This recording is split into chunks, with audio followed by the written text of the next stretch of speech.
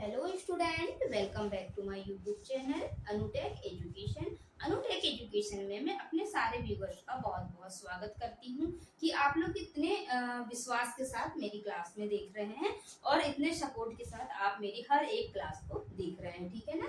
तो फाइनली हम लोगों ने अभी हमारा टेंस चल रहा है गाइस। हमने इससे पहले टेंस पढ़ चुका है ना। हमारे 12 या 13 वीडियो हमारे पिछले हो चुके हैं और अभी हम लोग क्या देख रहे हैं कि कंपटीशन के अकॉर्डिंग जो क्वेश्चन आते हैं उस टाइप से हम टेंस में देखेंगे। ठीक है।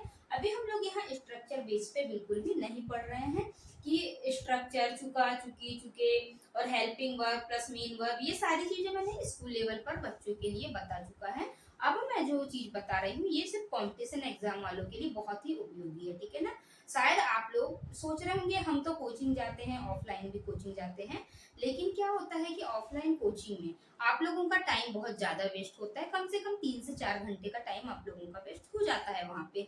लेकिन आप बहुत से लोग सोचते हैं यार ऑनलाइन कोचिंग में क्या पढ़ाई होगी या ऑनलाइन में हम क्या समझ पाएंगे, लेकिन ऑनलाइन में जो चीज आपको मिलेगी वो ऑफलाइन में नहीं मिल पाती है। ठीक है ना।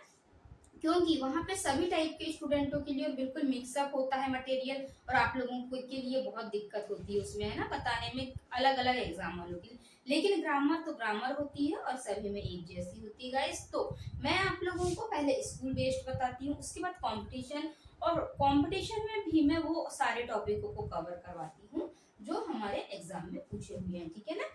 पिछले कम से कम 5 से 7 साल या 10 से 12 साल के बीच में जितनी भी चीजें हमारे एग्जाम में पूछी हुई हैं, मैं उन सारी चीजों को आप लोगों को हर एक एक टॉपिक को एनालाइज करती हूँ, गूगल से सर्च करती हूँ।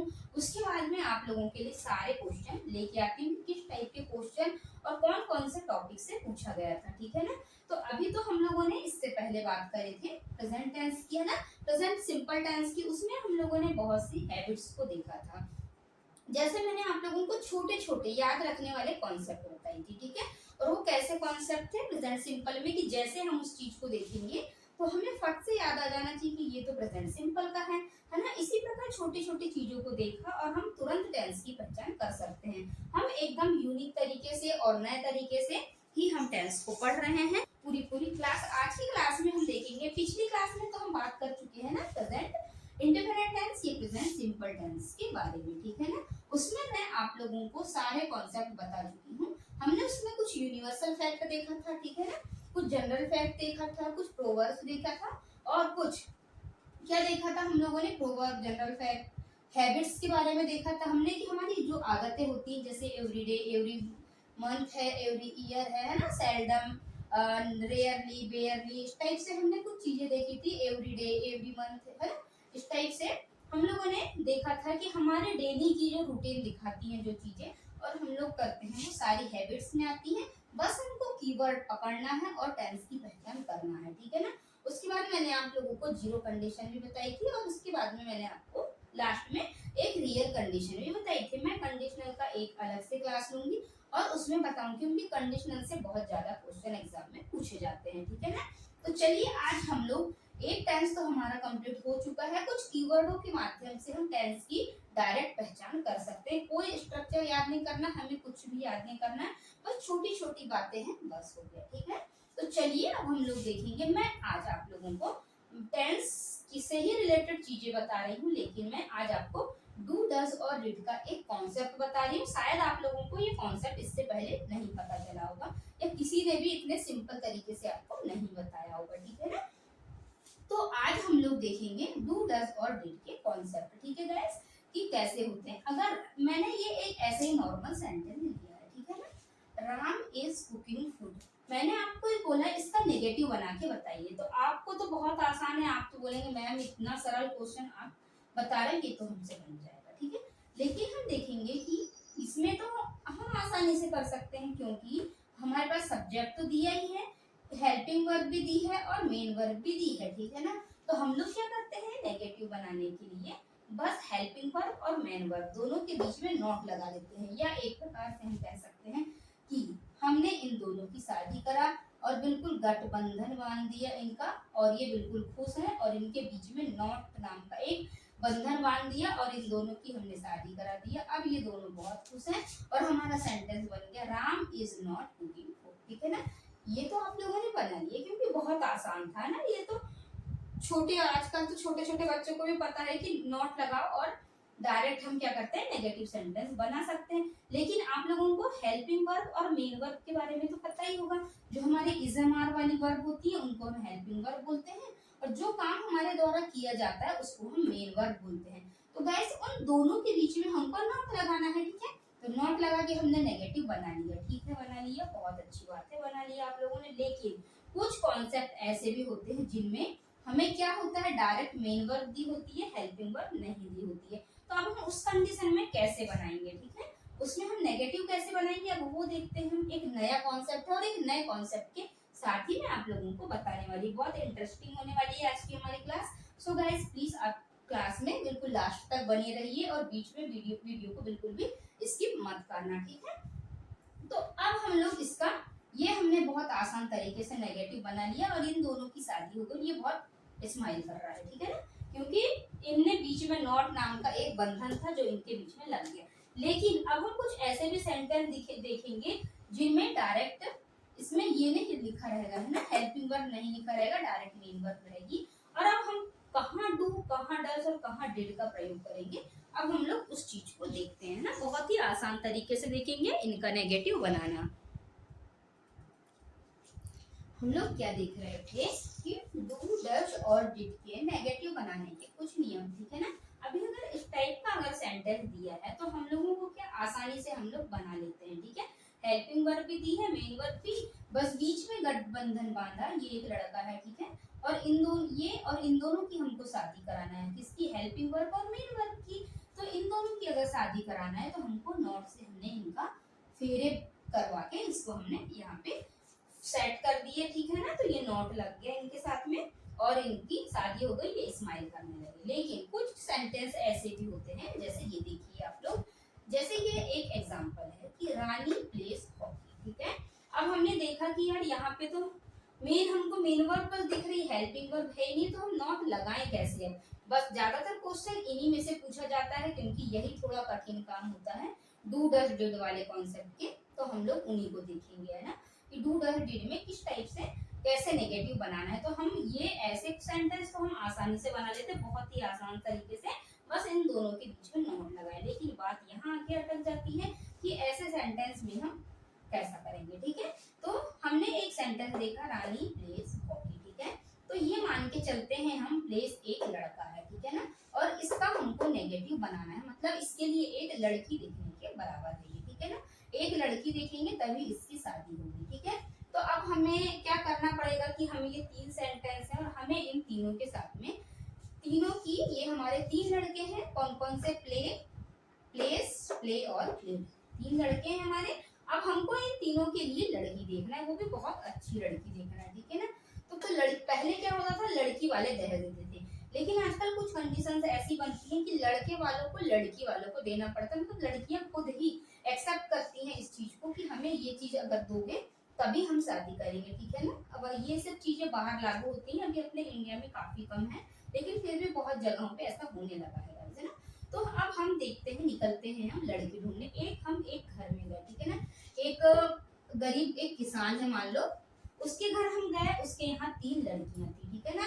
तीन लड़की सेम सेम थी। पहली वाली लड़की आती है नाश्ता लेके, ठीक है। तो हमने बोला कि यही लड़की है, तो बोले नहीं ये लड़की बिल्कुल नहीं है, ये तो बड़ी वाली है, ठीक है। फिर दूसरी सेकंड नंबर की आती है, ठीक है, सेकंड नंबर वाली लड़की ने फिर क्या लेके आया, हमारे लिए पानी लेके आती है। तो हमने पूछा उसके पापा से कि क्या यही लड़की है, तो लड़की ने बोला नहीं, उनके पेरेंट्स ने बोले कि नहीं ये भी लड़की नहीं है, तो ये तो मंजली वाली सेकंड नंबर की। अब बात करते हैं लास्ट वाले की, फिर एक आती सुपारी लेके, ठीक है। तो अब ये तो नहीं पूछेंगे ना कि ये है क्या, क्योंकि चाय नाश्ता तो सब हो चुका है हमारा। तो वो सुपारी लेके आई, मतलब वही लड़की होगी, जहर तो कोई खिलाएगा नहीं, है ना। जब चाय नाश्ता हो गया तो कुछ अच्छा ही लेके आएगी, मतलब सुपारी लेके आई। तो बताया कि इसी लड़की की हमें शादी करनी है, ठीक है। तो हमने इस लड़की से बात की है कि क्या हमारा एक बेटा है प्लीज, इसके साथ आप शादी करोगे। तो इसने हमसे सिर्फ यही क्वेश्चन किया कि मैं शादी उसी शर्त पे करूंगी कि जब जो लड़के के पास होगा वो मुझे मिल जाना चाहिए, ठीक है। जो भी चीज लड़के के पास है मुझे वो सारी चीज मिलेगी तभी मैं शादी करूंगी, ठीक है। तो हमने बोला ठीक है चलो कोई बात नहीं, लड़की अच्छी है मान लेते हैं, ठीक है। तो हमने देखा ये यहाँ से उठ के आई हमारे साथ यहाँ, ठीक है ना। हमने बोला चलो हमारे साथ, और ये यहाँ आई हमारे साथ, ठीक है। हमने इसको सब्जेक्ट को सब्जेक्ट की तरह लिखे, हमारे साथ जो मेहमान गए थे वो जहाँ के वहीं बैठे हैं, ठीक है, रानी। अब हमने देखा कि डस, ये दीदी हमारे उठ के आती है यहाँ पे, पहले ये डू थी। अब इनने बोला था लड़के के पास जो भी है सब कुछ मेरा हो जाएगा, ठीक है। तो लड़के के पास एस था, तो हमने यहाँ इसको ईएस ना, यहाँ से एस आया यहाँ, तो हमने इसको ईएस लगा के दे दिया, तो ये डायरेक्ट क्या हो गया, डज हो गया, ठीक है। अब ये खुद, अब हमने इनके फेरे वेरे दिलवा दिए, नॉट लगा दिए, ठीक है। तो यहाँ हमने इसका नेगेटिव देखिए, हमने डू को यहाँ लेके आए, इस लड़की को यहाँ लाया हमने, इसके पास एस था उसको हमने एस दिला दिया यहाँ पे, फिर हमने इनकी यहाँ नोट लगा के शादी कराई। अब इनने तो सब कुछ इसको यहीं पे दे दिए, लड़की को तो बेचारे के पास बचा कुछ भी नहीं, तो ये बिना एस के यहाँ पे आ गया, ठीक है ना। और हॉकी, आगे का सेंटेंस बाराती जैसे कि वैसे ही। तो सिर्फ कॉन्सेप्ट याद रखने वाली बात यही है कि यदि सेंटेंस में एस दिया है तो हमें डू डज डिड में से हमें क्या लगाना है, यहाँ पे डज लगाना है, ठीक है ना। हमने इसका एस को इसमें दे दिया, और यहाँ पे जो हमारा एस लगा था तो यहाँ पे हट गया, ठीक है। तो अब ये खुश हो गया, मतलब लड़की ने सारी चीजें लड़के की ले ली है, और उसके बाद लड़के को कर दिया कंगाल, और इनकी हो गई शादी, ठीक है। अब फिर हमें याद आया, कुछ दिन बीतते हैं और फिर हमें याद आता है कि हमारा एक दूसरा भी बेटा है जिसकी शादी नहीं हुई है, और उसी के लिए हमें लड़की ढूंढनी है, ठीक है। तो क्या होता है, फिर से हमको याद आया कि हम जिस घर में गए थे ना वहाँ पे 3 बहनें थी, ठीक है। तो क्या हम क्यों ना फिर से उसी घर में चले जाएं एक बार फिर से, है ना। तो उनने क्या, हमने सोचे चलो एक बार फिर से रिश्ते की बात चला ही देते हैं, और फिर हम गए सेकंड वाली लड़की के साथ बात चलाने, ठीक है। तो फिर बोले कि यार ये लड़की को तो हमने मांग लिया, पसंद कर लिया, ये लड़की हमें पसंद आ गई, ठीक है। अब हम गए दूसरी लड़की को मांगने, ठीक है, इसकी बात चलाने। तो लड़की ने बोली कि भैया बात ऐसी है कि मैं शादी तो कर लूंगी, लेकिन लड़के के पास जो रहेगा वो मुझे देना पड़ेगा आपको, ठीक है ना। तो हमने बोला ठीक है, लेकिन हमने जैसे देखा कि लड़के के पास तो कुछ है ही नहीं है, तो हमने बताया लड़की को कि लड़के के पास तो कुछ भी नहीं है, वो अभी खाने के लिए कंपटीशन एग्जाम की तैयारी कर रहा है लड़का, बस और कुछ नहीं कर रहा है, ठीक है। तो लड़की ने बोली ठीक है कोई बात नहीं, कर लूंगी शादी, लड़का तो अच्छा है, स्मार्ट है ना, कुछ नहीं है तो भी क्या हुआ, और बाद में जॉब लग जाएगी अगर वो मेहनत करेगा तो, है ना। तो ये सोच के लड़की ने क्या किया कि उसके साथ शादी कर लिया, बोली ठीक है कोई बात नहीं, लड़के के पास नहीं है फिर भी मैं खुश हूँ।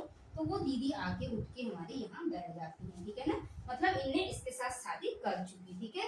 अब इनका गठबंधन बंधा, नोट लग गया, ठीक है। अब इसके पास तो कुछ था ही नहीं, तो ये जैसा का तैसा ही आ गया यहाँ पे, ठीक है ना। अब इसके बाद में हम लोग ऑब्जेक्ट है, लिखना चाहे लिख सकते हैं, नहीं लिखना नहीं लिख सकते, कोई बात नहीं इसमें आगे, ठीक है ना। तो हमारा सेंटेंस बन गया रानी डू नॉट प्लेस हॉकी, ठीक है।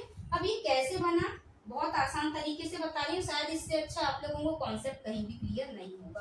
अब हमारी बात आती है तीसरे नंबर वाले की, ठीक है ना।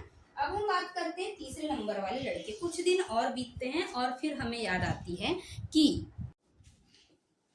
हम लोग देखेंगे नेक्स्ट वाला एग्जाम्पल, ठीक है। ये क्या कह रहा है, अब हमें बहुत दिनों बाद याद आता है कि हम मान लो ये रानी पेरेंट्स हैं हम लोग, ठीक है ना, और ये हमारे बच्चे हैं, जैसे प्लेस, प्ले और प्लेट, ठीक है।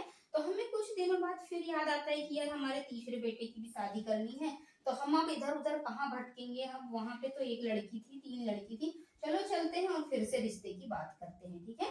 तो अब हम लोग फिर से गए यहाँ पे, तो हमने इस लड़की से बात किया कि बोले हमारा एक लड़का है, तो क्या उससे शादी करोगे। तो लड़की ने फिर यही शर्त रखी कि मैं आ तो जाऊंगी एक ही शर्त पे, और ये लो मैं आ भी गई, लेकिन लड़के के पास जो भी चीज है, ठीक है ना।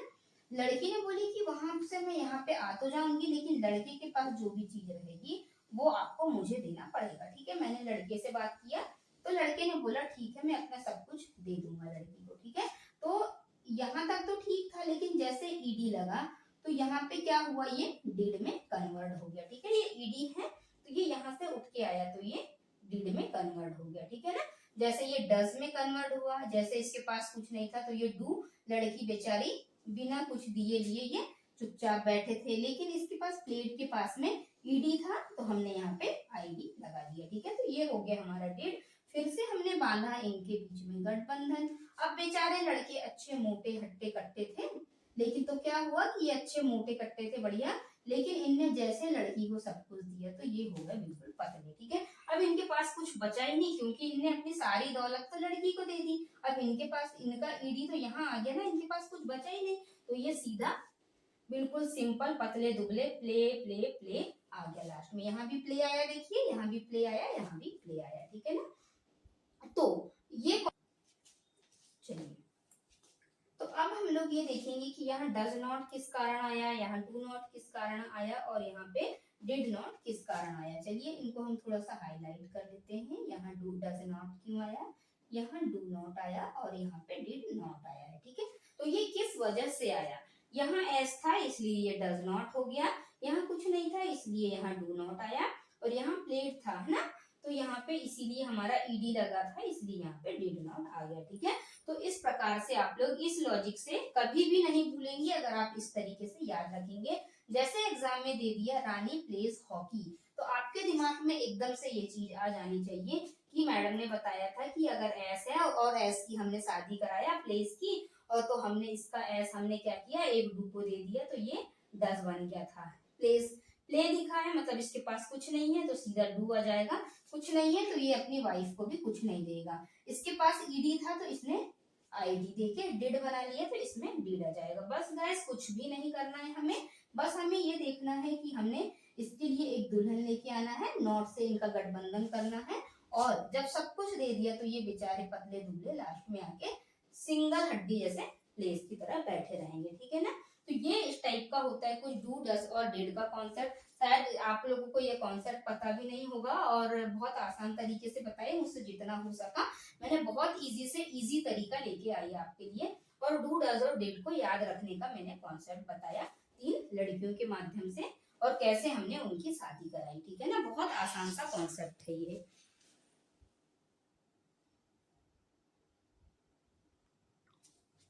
तो यहाँ से एक नई चीज निकल कर आती है हमारे पास कि जैसे हम लोगों ने देखा डू डज और डिड का कॉन्सेप्ट, तो जैसे हम देखेंगे यहाँ पे डिड लिखा हुआ है, किसी भी सेंटेंस में यदि डिड लिखा हुआ आएगा तो उसके बाद हमेशा वर्ब की फर्स्ट फॉर्म ही आएगी, है ना। आप लोगों को ये चीज हमेशा याद रखना है, डू डज और डिड। देखिए ये प्लेस वर्ब की प्ले भी वर्ब की फर्स्ट फॉर्म है, यहाँ पे थोड़ा सा अलग पेन से चेंज करूंगी तो आप लोगों को अच्छे से समझ आएगा। ये देखिए ये भी वर्ब की फर्स्ट फॉर्म है, ये भी वर्ब की फर्स्ट फॉर्म, ये भी वर्ब की फर्स्ट फॉर्म है। क्यों वर्ब की फर्स्ट फॉर्म आई है यहाँ पर, क्योंकि इनके पास कुछ बचा ही नहीं। अब ये बिल्कुल अकेले हैं, इसके पास एक ही सोने की चैन थी, वो भी इनने अपनी वाइफ को दे दिया, इनने पेंडल डलवा के इसको यस कर दिया, ठीक है ना। इस टाइप से आप लोग याद कर सकते हैं। इसके पास कुछ नहीं था तो ये जैसा था वैसे ही है। इसके पास ईडी था, इसने भी अपनी एक चैन ईडी वाली को अपनी वाइफ को देके आईडी कर दिया, इसने भी पेंडल में डाला, और ये भी हो गई। लेकिन इनके जो हस्बैंड थे वो बिल्कुल इनके पास कुछ बचा ही नहीं, मतलब ये वर्ब की सभी फर्स्ट फॉर्म है यहाँ, है ना।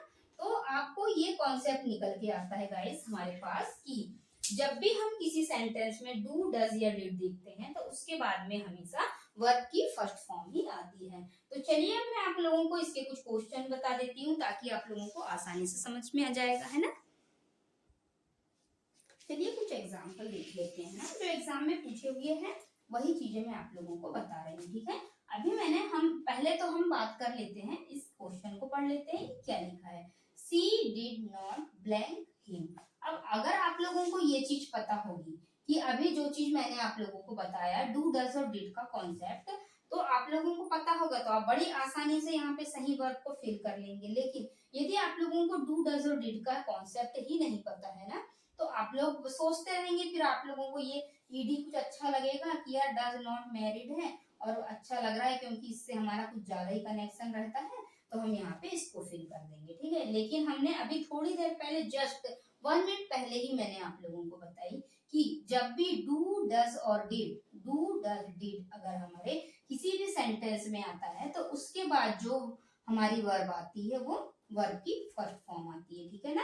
तो वर्ब की फर्स्ट फॉर्म क्या है, मेरी और मैरिड। मैरिड तो वर्ब की थर्ड फॉर्म हो गई, ईडी से हम पहचान सकते हैं।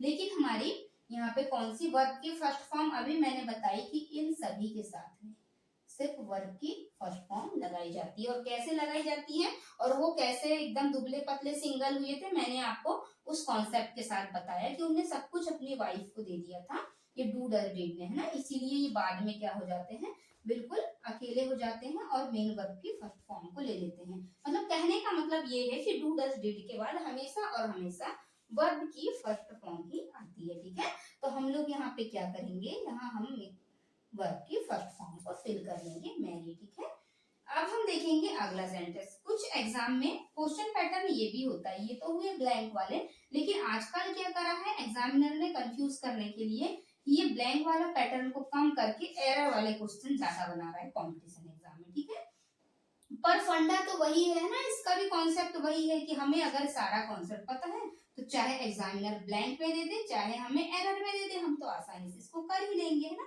तो चलिए देखते हैं एरर वाला क्वेश्चन।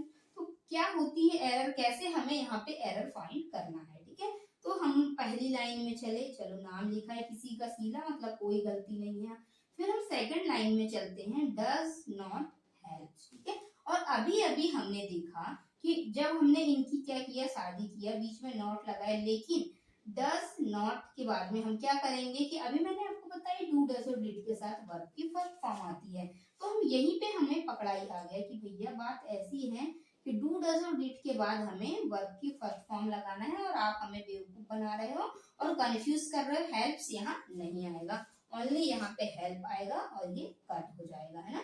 तो वही कॉन्सेप्ट, और हर मदर नो एरर। तो हमारे कौन से वाले पार्ट में एरर है, इस वाले पार्ट में एरर है। ठीक है, इस टाइप से हम एरर वाले क्वेश्चनों को भी बहुत आसान तरीके से फाइंड आउट कर सकते हैं। ठीक है ना, तो मैं आप लोगों को, अगर आप ये ज्यादा और भी ज्यादा इस टाइप के क्वेश्चन करना चाहते हैं तो आप लोग क्या गूगल पे सर्च करना, और वहां पे आपको सारे हर एक एक कॉन्सेप्ट के आपको सारे क्वेश्चन मिल जाएंगे। ठीक है, जैसे मैं टेंस की भी करवा रही हूँ आप लोगों को, तो क्या है मैं बोर्ड में उतने सारे एग्जाम्पल नहीं लिख पाती और उससे आप लोगों को समझ में भी नहीं आता, तो आप फ्रेंड गूगल पे जाना और वहां पे सर्च करना, आपको हर एक टॉपिक का हर एक एक एग्जाम्पल सहित मिल जाएगा। वहां पे प्रैक्टिस सीरीज भी मिल जाती है, और आप लोग यहाँ क्लास देखना, उसके बाद में कॉन्सेप्टों को समझना, उसके बाद उनकी प्रैक्टिस आप वहां से भी कर सकते हैं गूगल से। वहां पे हर टाइप के आपको क्वेश्चन मिलेंगे करने के लिए। ठीक है ना, तो बस मैं आप लोगों से यही कहना चाहूंगी, और आज की क्लास को हम लोग यही ओवर करते हैं। ठीक है ना, क्योंकि अब हम अगले कॉन्सेप्ट के साथ मिलेंगे, कुछ नए और कुछ अच्छे ही कॉन्सेप्ट के साथ।